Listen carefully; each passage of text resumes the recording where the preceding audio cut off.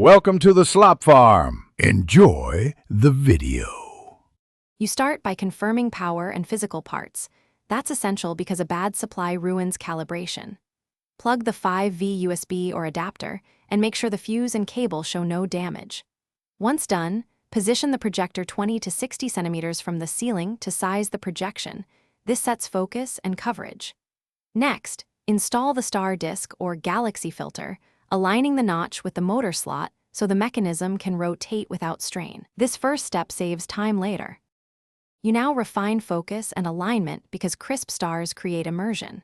Turn the focus knob slowly and make micro adjustments while the motor is off so you see true sharpness. Once done, power the motor and set rotation speed and brightness. Begin around 25% speed and 50% brightness, then tweak to match room size and mood. Make sure to adjust the aperture or mask to fix haloing at the edges, and verify the projector is level, so rotation is smooth and distortion-free.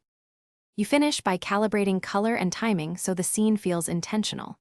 Swap filters or shift the color balance toward cool or warm tones. This controls perceived depth and realism. Secure cables and pair the remote or app, then test timers and auto-off to save energy. If something goes wrong, like jitter, dimming, or no rotation, reboot the unit, reseat the disk, and verify the 5V supply and motor connectors. This fixes most faults quickly. If problems persist, note sounds and behavior. Thanks for watching. Consider subscribing if we helped you today.